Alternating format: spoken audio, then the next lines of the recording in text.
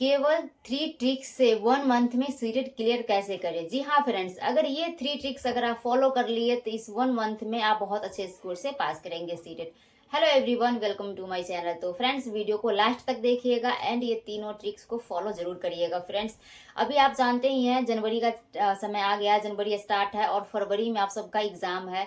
आपका तो नवंबर दिसंबर फॉर्म भरने में ही चला गया। फॉर्म स्टार्ट हुआ था 27 नवंबर से फॉर्म भरना स्टार्ट हुआ था और जानते हैं। और कुछ लोगों का फॉर्म इनकम्प्लीट रह गया था रजिस्ट्रेशन, तो उनके लिए 27 दिसंबर से लेकर 30 दिसंबर तक फिर से पोर्टल चालू हुआ था, जिसमें जिनका इनकम्प्लीट था वो सब कंप्लीट कर लिए। यानी 30 दिसंबर तक तो आपका फॉर्म भरने में ही समय बीत गया। या फिर जो बच्चे पहले से पढ़ाई कर रहे थे उन लोगों का तो बहुत अच्छा अब तक तैयारी हो चुका होगा, वो लोग तो अच्छे नंबर से पास करेंगे ही। लेकिन ये वीडियो उन लोगों के लिए है जो लोग या तो फॉर्म के बीच में फंसे रह गए या फिर घर के कोई काम में फंसे रह गए, पढ़ाई अपना स्टार्ट अभी तक नहीं किए हैं। तो लास्ट समय में कैसे तैयारी करें, क्योंकि अभी केवल और केवल 1 मंथ का समय है। आज है 7 जनवरी और अगले 8 तारीख को 8 फरवरी को आपका एग्जाम है, तो ओनली 30 दिन बचा हुआ है। और जिनका एग्जाम सेंटर दूर पड़ेगा उनको तो 1-2 दिन पहले ही अपना घर से बाहर जाना पड़ेगा, मतलब सेंटर तक सही टाइम पे पहुंचने के लिए 1-2 दिन पहले ही उनको निकलना पड़ जाता है। तो आपके लिए जो इस 1 मंथ का जो 30 दिन का टाइम है, इस 30 दिन में अगर आप 3 ट्रिक फॉलो कर लिए तो बहुत अच्छे स्कोर से पास करेंगे। तो यही 3 ट्रिक्स मैं आप लोगों को बताने वाली हूँ, तो ध्यान से सुनिएगा फ्रेंड्स। और ये 3 ट्रिक्स अगर आप फॉलो कर लिए तो सच में बहुत अच्छे स्कोर से पास करिएगा।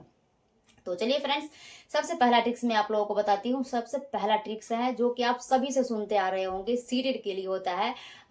PYQ क्वेश्चन सबसे ज्यादा बेस्ट होता है।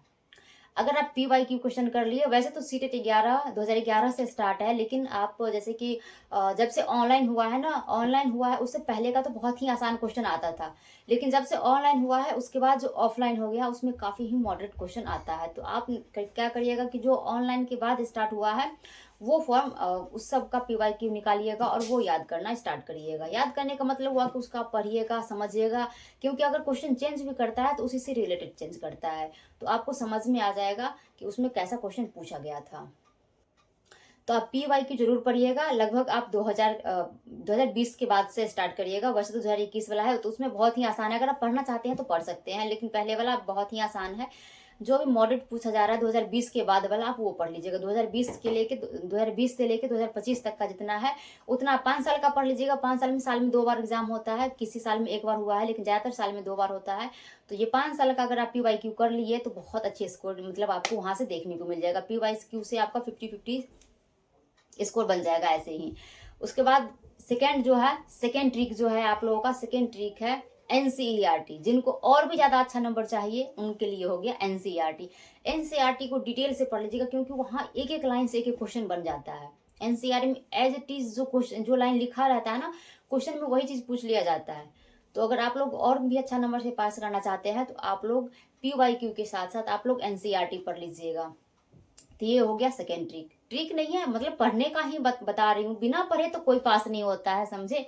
आपको एग्जाम देने जाना है, आपको अच्छे स्कोर से पास करना है तो पढ़ना तो पड़ेगा। बस पढ़े कैसे, अपने पढ़ाई को इजी कैसे करे, कम समय में ज्यादा नंबर कैसे लाए, इसके लिए मैं बता रही हूँ। ऐसा नहीं है कि मेरा ट्रिक जाइएगा और डायरेक्ट एग्जाम हॉल में बैठ जाइएगा और ये ट्रिक मतलब पास हो जाइएगा, ऐसे तो नहीं है। ट्रिक बता रही हूँ कि कम समय में आप कैसे ज्यादा स्कोर ला सकिएगा, क्योंकि अभी 1 मंथ का ही समय है। एक इस बार तो वैसे भी बहुत ही कम समय मिला है पढ़ने को, क्योंकि और बार 5 महीना 6 महीना पहले फॉर्म भरा जाता था तो 5-6 महीना तक पढ़ने का टाइम मिलता था।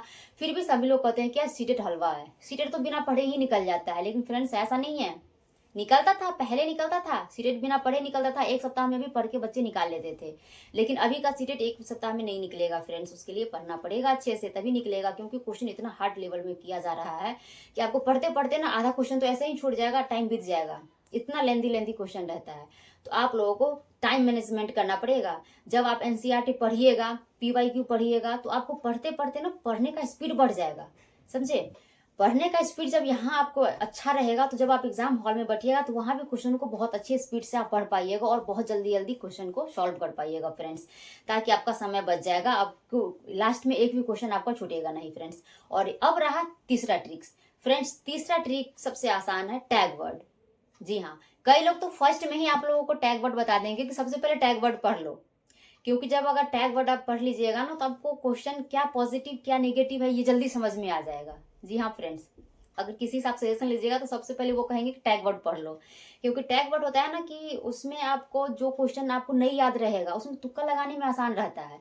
कई बार ऐसा होता है कि हम लोग एक बार तो वहां पर, जैसे एक मैं एग्जाम्पल बता रही हूँ आप लोगों को, तो वहां पर क्वेश्चन का जो आंसर रहेगा ना ऐसे उलझा उलझा के रहेगा कि आप दो तो ऐसा ऑप्शन रहता है ना कि बिल्कुल नेगेटिव रहेगा, उसमें आप देखते ही दो को छांट दीजिएगा, लेकिन दो ऐसा रहेगा जिसमें आप पढ़ते पढ़ते कंफ्यूज हो जाइए ये सही है या ये सही है।